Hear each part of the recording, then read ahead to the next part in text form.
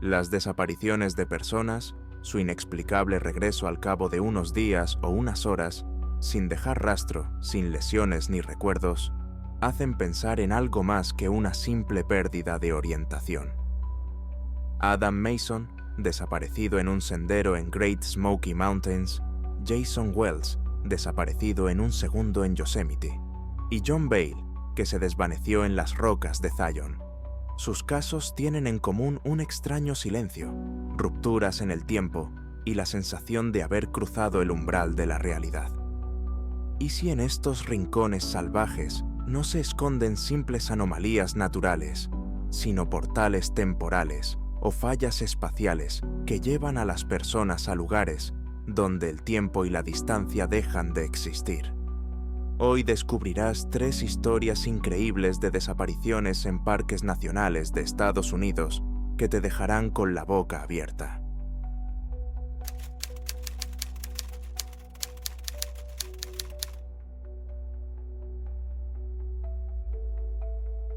El Parque Nacional Great Smoky Mountains, en Tennessee, es conocido por sus densos bosques, sus empinados senderos y su clima caprichoso.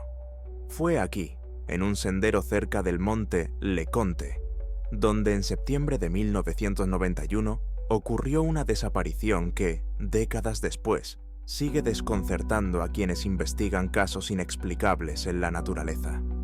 La historia del turista Adam Mason, de 32 años, se convirtió en una de esas que no encajan en la lógica habitual de las operaciones de rescate. Adam Mason y su esposa Linda llegaron a la ciudad de Gatlinburg, situada en la entrada sur del parque, el 10 de septiembre. Era su tercer viaje a la región, y en esta ocasión decidieron recorrer la popular ruta Alum Cave Trail, un sendero de unos 8 kilómetros que conduce a la cima del monte LeConte. Adam, que trabajaba como ingeniero civil en Chicago, estaba en buena forma física. Era una persona sensata y calculadora, y según su esposa, no era propenso a actuar de forma impulsiva. El tiempo ese día era cálido y despejado, con un poco de niebla por la mañana. La familia partió temprano en la mañana del 11 de septiembre para evitar el calor del día. Llevaban mochilas con lo mínimo indispensable: agua, sándwiches, impermeables, un mapa de la ruta, una brújula y un botiquín portátil. Adam también llevaba unos prismáticos de mano, ya que le gustaba observar las formaciones rocosas y buscar estructuras geológicas interesantes. En el tramo del sendero, entre Alum Cave Bluffs y el cruce con The Eye of the Needle, a unos 5,6 kilómetros del inicio de la ruta, hicieron una breve parada.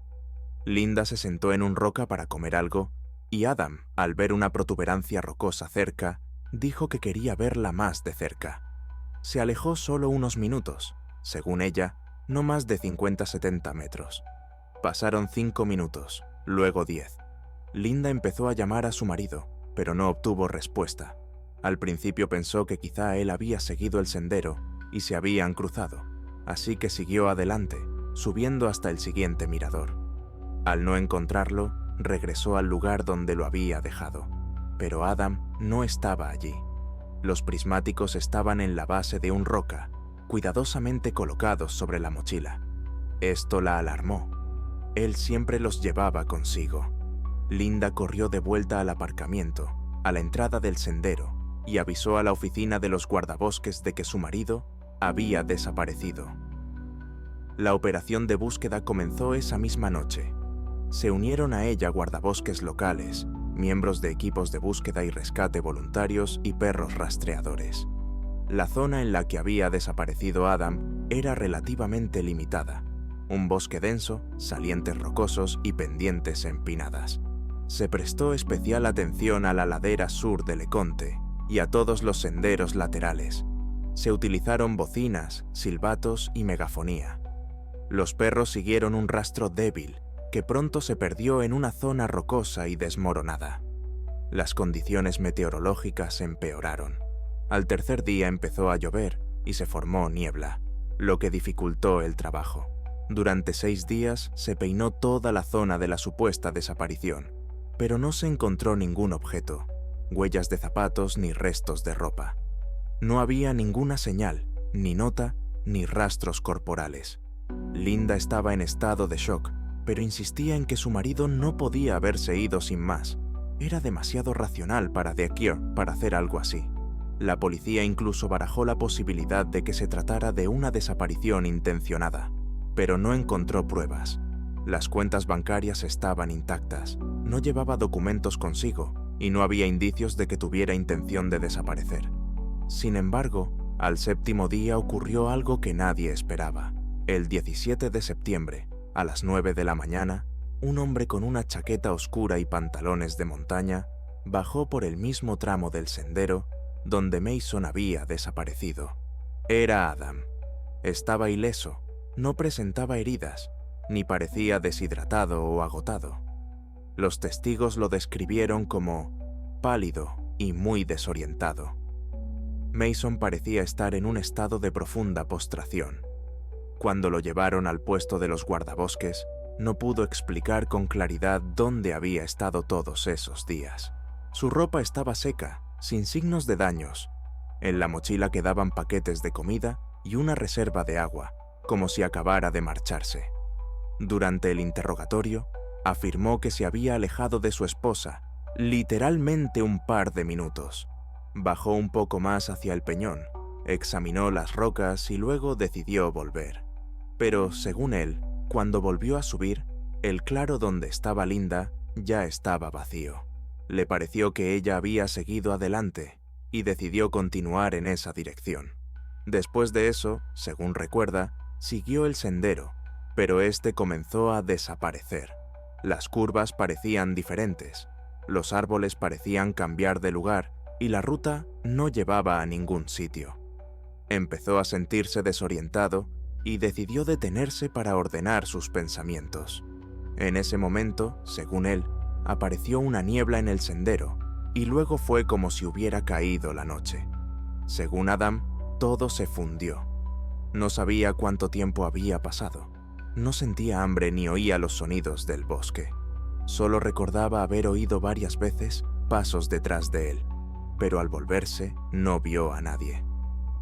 Cuando le preguntaron dónde había estado, solo repetía: «He estado aquí todo el tiempo, pero no aquí».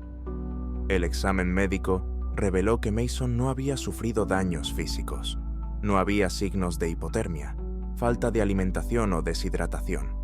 Sus análisis estaban dentro de los límites normales. El psiquiatra describió su estado como confusión mental aguda con signos de amnesia temporal y desorientación. Sin embargo, tras 2 días de descanso, Mason se recuperó por completo y se negó rotundamente a dar detalles sobre lo sucedido. Solo una vez le dijo a su esposa: «Creo que estuve aquí todo el tiempo, pero en otro lugar». Tras el regreso de Adam Mason del bosque el 17 de septiembre, la situación suscitó más preguntas que respuestas. Desde el punto de vista médico y del sentido común, un ser humano no puede pasar 6 días en la montaña sin comida ni agua y salir del sendero no solo sin lesiones, sino en perfectas condiciones físicas. El Servicio Federal de Parques remitió el caso a la Unidad de Análisis de Incidentes en Zonas Silvestres para descartar posibles delitos. Se interrogó al personal del campamento, a los guardabosques y a los voluntarios de los equipos de búsqueda. Se comprobaron los registros meteorológicos, se estudiaron los mapas de las rutas e incluso se examinaron fenómenos geológicos poco comunes, como sumideros kársticos o tubos de lava, en los que podría haber caído el hombre. Pero nada de esto se ajustaba a las circunstancias de la desaparición. Ya al tercer día después del regreso de Adam, aparecieron los primeros artículos en la prensa. Breves notas en los periódicos locales sobre el milagroso regreso del turista. Sin embargo, la historia no tuvo mucha repercusión, ya que el propio Mason se negó a hablar con los periodistas y dejó claro que no tenía intención de compartir detalles. Su esposa confirmó que se marchaban de Tennessee y que no tenían intención de seguir hablando del tema. No obstante, un agente de parques llamado Richard Hopkins, que participó en la coordinación de la búsqueda, declaró más tarde: "Este caso ha sido uno de los más extraños de mi carrera. Peinamos toda la zona, incluidas las áreas donde es físicamente imposible pasar desapercibido. No había rastros, ni huellas, ni trozos de tela, ni musgo pisado.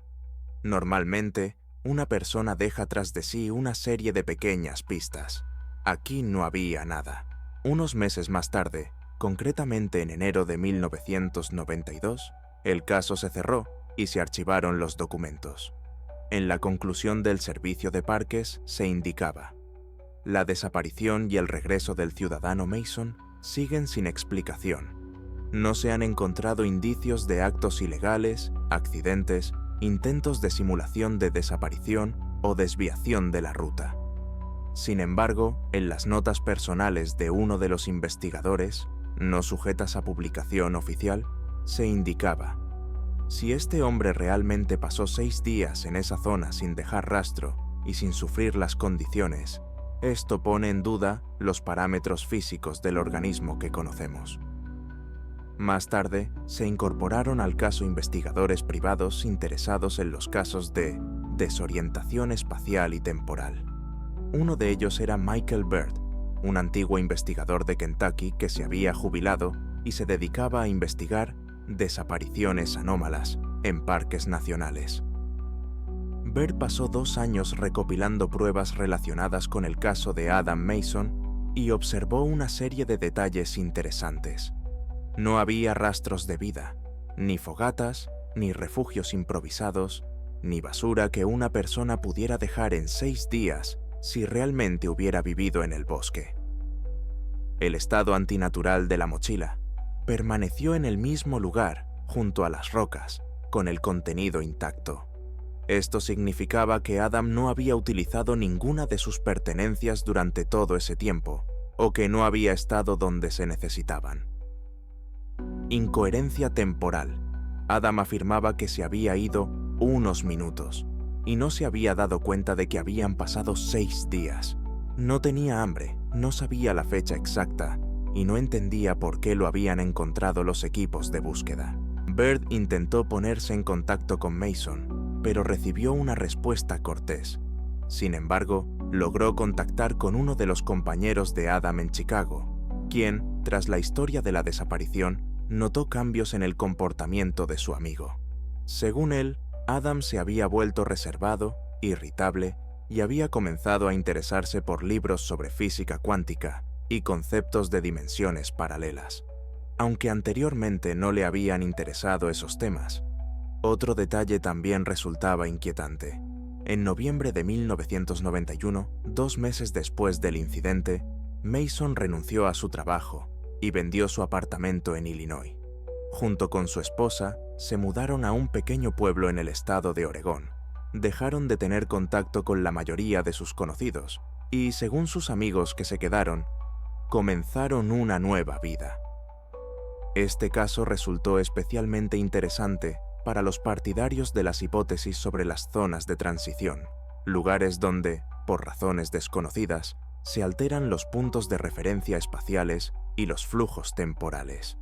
Algunos las llaman anomalías geomagnéticas, otros zonas mudas, por analogía con la zona del silencio en México. En la zona de Leconte no se han registrado oficialmente zonas de este tipo, pero varios turistas en los años 80 y 90 se quejaron de una repentina pérdida de orientación, sensaciones extrañas, ataques de pánico e incluso un zumbido en los oídos, aunque no había ningún ruido externo. Uno de estos turistas, residente en Knoxville, contó cómo en 1987 se perdió en la misma zona donde desapareció Mason. Afirmó que la brújula comenzó a girar sin motivo y que perdió la orientación durante varias horas. Su compañera sintió un entumecimiento repentino en las extremidades. Entonces, decidieron bajar inmediatamente del sendero, sin esperar al amanecer. La historia de Adam Mason pasó a formar parte de un archivo informal de desapariciones extrañas en las montañas de Estados Unidos. No tiene una explicación lógica y rompe con las ideas estándar sobre cómo una persona puede desplazarse, orientarse y sobrevivir en un entorno natural. Adam estaba en excelente forma. No tenía lesiones y no parecía haber pasado 6 días sin comida ni refugio.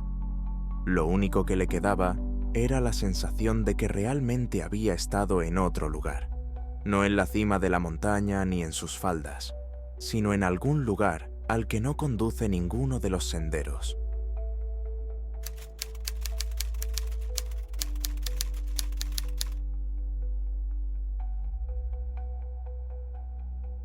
El verano de 1998 fue especialmente cálido en California y la afluencia de turistas al Parque Nacional de Yosemite fue récord. Entre ellos se encontraba la familia Wells, de Berkeley, Rachel, Douglas y su hijo Jason, de 5 años. A mediados de julio llegaron al parque para pasar 3 días de fin de semana en la naturaleza. La familia se alojó en uno de los campings equipados, cerca del sendero Happy Isles Trail, muy popular entre las familias con niños por su recorrido llano y sus pintorescas vistas. Según Rachel Wells, el día en que Jason desapareció era soleado y tranquilo. Por la mañana, el 17 de julio, salieron a dar un paseo por el sendero que conduce a la cascada Bernal.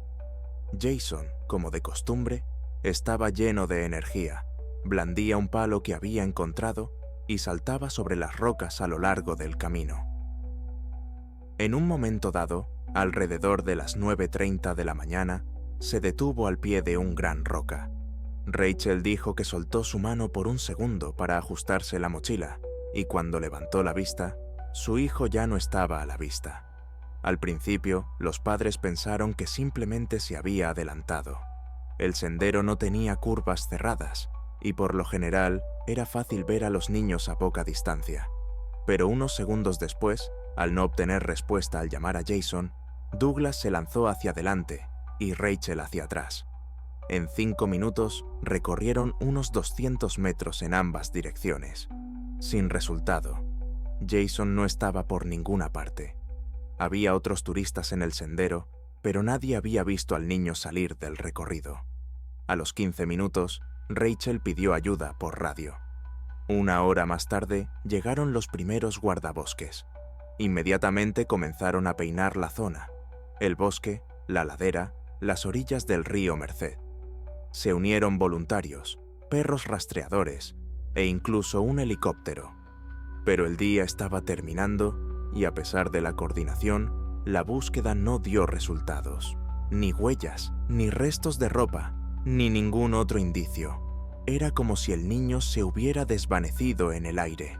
Se barajó la hipótesis de que el niño pudiera haber resbalado y caído al río, pero la orilla era llana en ese punto y la caída habría dejado huellas. Los expertos señalaron que el agua del río estaba clara ese día y que si el cuerpo hubiera caído al río, lo habrían encontrado en cuestión de horas. Pero no se encontró ningún rastro de Jason cerca del agua. La temperatura bajó hasta los 9 grados durante la noche. A pesar de ser verano, en el bosque hacía bastante frío. Los padres no durmieron, haciendo turnos junto a la hoguera, con la esperanza de que el niño saliera por su propio pie. Al día siguiente, se amplió el área de búsqueda. La superficie cubierta fue de más de 3 kilómetros cuadrados. La zona se inspeccionó no solo desde tierra, sino también desde el aire. Se utilizaron cámaras térmicas, pero tampoco mostraron ningún signo de movimiento. Era especialmente preocupante que en una de las zonas por donde supuestamente podría haber pasado el niño, los perros perdieran el rastro. Esto ocurría en raras ocasiones y solía indicar que había algún obstáculo o que la persona había abandonado la zona accesible a pie. Al tercer día, los guardabosques registraron las cuevas y las grietas de las formaciones rocosas, pero ninguna de ellas conducía al interior. Ninguna contenía indicios de presencia humana. El informe decía: se han inspeccionado todas las cavidades conocidas. No hay rastros. La familia estaba al límite.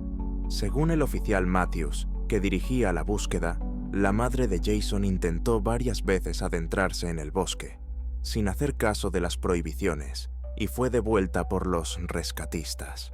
Al 5.º día de la desaparición, se incorporaron a la operación nuevos voluntarios, entre ellos varios exmilitares. Peinaron el bosque de forma sistemática, con banderas y marcas GPS. Se registró cada centímetro de terreno. No había rastro alguno. Y de repente, 32 horas después de su desaparición, el 18 de julio, alrededor de las 18:00, Jason fue encontrado. Lo descubrió un grupo de voluntarios que buscaba a lo largo de un antiguo sendero abandonado a 5 kilómetros del campamento, donde, según la lógica, el niño no podía haber llegado. Estaba sentado en un tocón, con las rodillas apretadas contra el pecho, y según quienes lo encontraron, parecía sorprendentemente tranquilo. Vestía igual que en el momento de su desaparición, con la ropa solo un poco sucia, pero sin daños. No presentaba signos de lesiones, arañazos ni picaduras de insectos. Estaba ligeramente deshidratado, pero en general se encontraba bien. Más tarde, los médicos señalaron que la temperatura corporal estaba dentro de los límites normales y que la presión y el pulso eran estables. Cuando le preguntaron dónde había estado, Jason respondió que su tío le había dicho que se quedara quieto. Los rescatistas pensaron que podría tratarse de un hombre que se había llevado al niño, pero el niño no describió ningún tipo de violencia. Al contrario, hablaba con calma. Me dijo que no podía irme hasta que él terminara de contar. Fue su respuesta. El niño también describió el lugar donde, según él, se encontraba.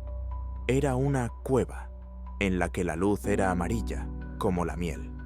Mencionó un silencio que resonaba y que no quería levantarse hasta que le dijeran. Todas estas palabras fueron anotadas por los servicios de rescate y adjuntadas al informe. Los rescatistas peinaron inmediatamente la zona donde se encontró a Jason. No había cuevas. Cerca había un pequeño bosque y unas rocas, pero ni siquiera había huecos donde pudiera esconderse un niño. Es más, esa zona ya había sido registrada 2 veces durante las últimas 24 horas, con perros y personas. No se veían rastros ni señales de que hubiera habido alguien allí. Jason parecía haber aparecido allí de repente. El informe del servicio de rescate fue muy discreto. El niño fue encontrado en una zona que ya había sido registrada, sin signos de violencia física y en buen estado. Por motivos de confidencialidad, no se puede facilitar más información. La historia de Jason Wells ha dado lugar a numerosos debates en foros y comunidades dedicados a desapariciones anómalas. La pregunta principal que se repite una y otra vez es: ¿cómo pudo un niño de 5 años desaparecer literalmente en 1 minuto, aparecer a 5 kilómetros del punto de partida y no tener ni un solo rasguño? Tras el regreso de Jason, la familia dejó de comunicarse con la prensa. Los médicos confirmaron que el niño no había sufrido lesiones y que se había alimentado de bayas, según él. Pero en un radio de 5 kilómetros no crecían bayas comestibles. Sus zapatos estaban limpios y las suelas casi sin desgastar, como si no hubiera caminado. Los investigadores realizaron búsquedas adicionales de la cueva amarilla, pero no encontraron nada. Además, ninguno de los empleados de guardia, las cámaras de videovigilancia o los turistas ocasionales vieron al tío del que hablaba Jason. No describió su rostro. Era como una sombra, pero tenía una voz amable. Se descartó la versión del secuestro. No había rastros de la presencia de extraños.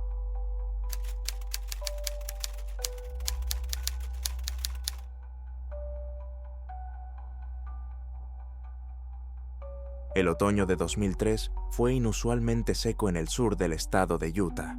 El Parque Nacional Zion, uno de los reservas naturales más pintorescos y visitados de Estados Unidos, seguía siendo un lugar muy animado, incluso en noviembre.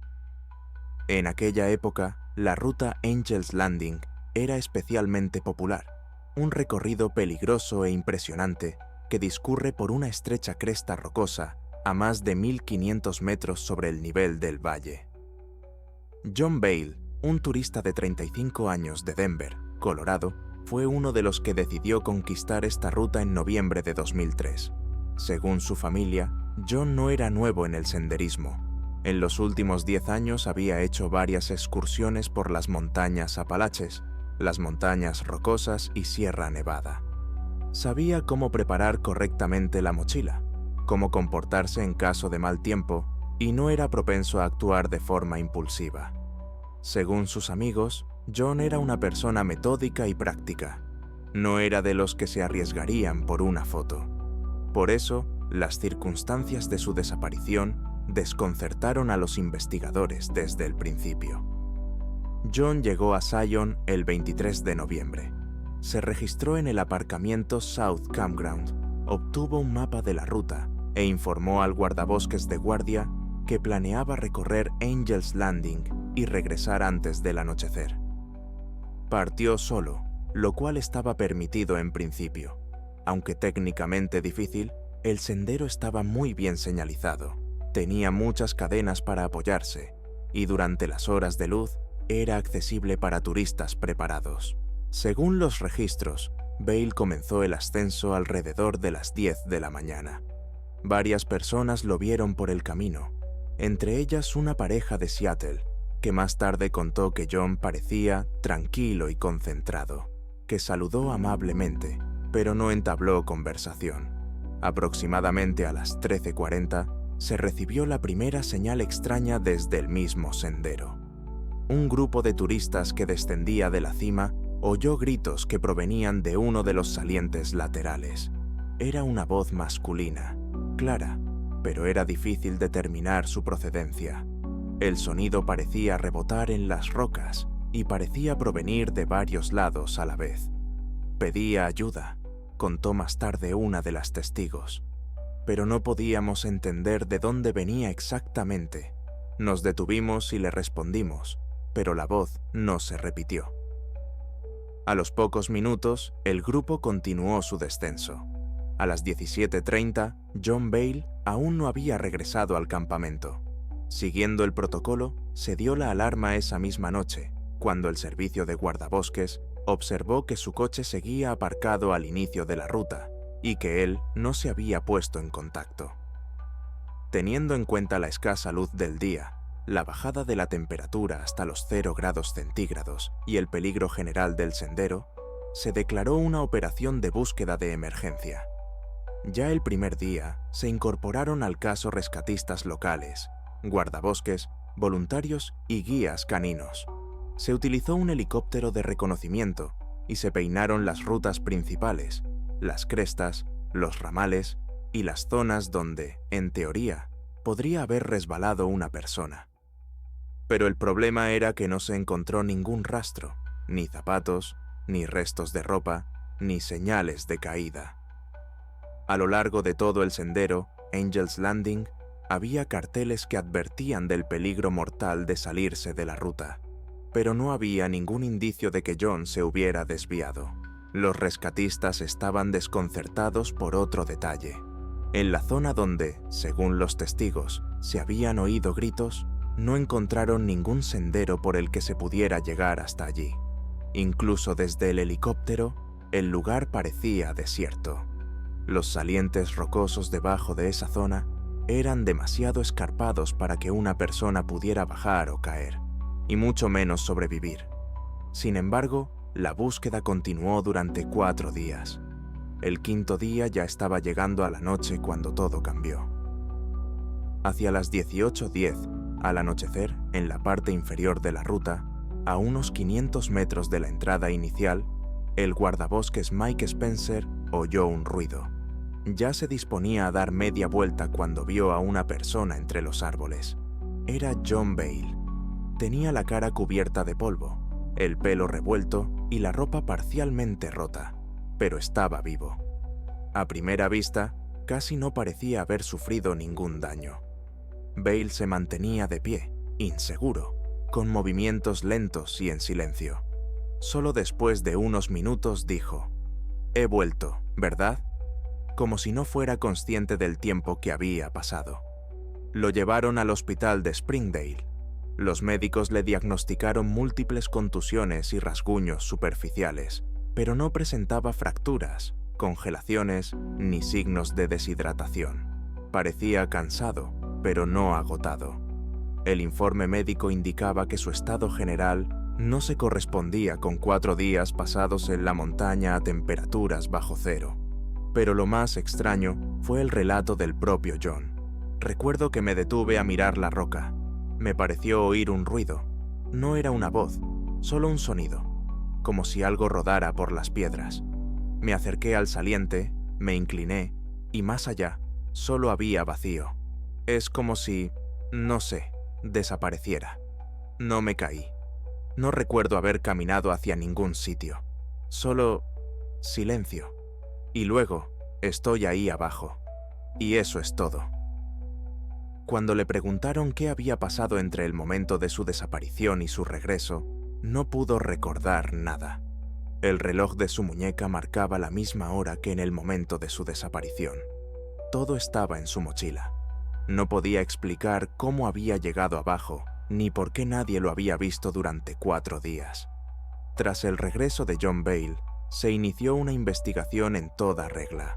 Lo primero que hicieron los agentes del servicio del parque que participaron en la búsqueda fue revisar toda la cronología. Desapareció en un sendero donde había decenas de turistas. Hubo testigos que oyeron su voz. Sin embargo, nadie lo vio caer, desviarse ni aparecer durante 4 días. No fue captado por ninguna de las cámaras instaladas abajo, y tampoco se observó nada sospechoso desde el aire. Los expertos que examinaron el calzado y la ropa de John observaron una característica extraña. Las suelas de las botas estaban casi limpias. No tenían ni una capa de barro ni las huellas características del polvo del sendero, como las del resto de turistas después de varias horas de caminata. Parecía como si no hubiera caminado en absoluto, como si lo hubieran trasladado. Los voluntarios que participaron en la búsqueda afirmaron categóricamente que la zona donde supuestamente salió del bosque se había revisado al menos 3 veces. No había rastros. Por lo tanto, o bien estuvo en las cercanías todo ese tiempo, pero pasó completamente desapercibido, o bien apareció en ese lugar de repente, después de que terminara la búsqueda. Tras su regreso, John Bale evitó hablar con los periodistas. Solo concedió una breve entrevista a un canal de televisión local en la que admitió que todavía no entiende lo que pasó. Es como si hubiera caído en algo, ni en el tiempo ni en el espacio. Simplemente desaparecí. Allí había un silencio absoluto. No sentía hambre, no tenía frío, no me movía, pero tampoco dormía. Yo no sé cómo explicarlo. No era un sueño, era silencio. No era un silencio ensordecedor ni aterrador, simplemente estaba ahí. Los psiquiatras que examinaron a Bale no encontraron signos de amnesia, delirio ni rastros de traumatismo craneal. Es sensato, lógico y no propenso a la fantasía. Aceptó voluntariamente someterse a un polígrafo y lo pasó. Todo lo que contó coincidía con lo que realmente había vivido: la pérdida de memoria, la ausencia total de la noción del tiempo y el regreso inesperado. Eso es todo, amigos. Si estas misteriosas historias han despertado vuestra imaginación, dadles a me gusta, suscribíos y compartid vuestras opiniones en los comentarios. ¿Qué fue eso? ¿Portales, anomalías o algo más? Hasta pronto, adiós.